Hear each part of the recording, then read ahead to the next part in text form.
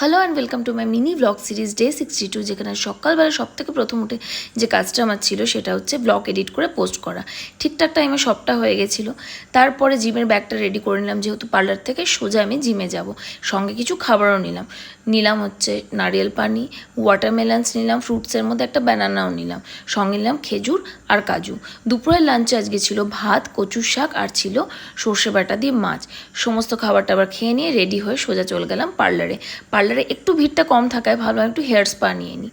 এই শ্যাম্পু করা আর স্পায়ে ম্যাসাজ নেওয়া, এই দুটো প্রসেস আমার স্পায়ের মধ্যে সব থেকে ফেভারিট। কী যে রিল্যাক্সিং কী বলবো। যাই হোক, আমার কাজটা হতে হতে একটা ক্লায়েন্ট চলে এসেছিলো, তার হেয়ারে কালার করা ছিল, সেটা করলাম। তারপর হেয়ার ওয়াশ করে জিম গেলাম।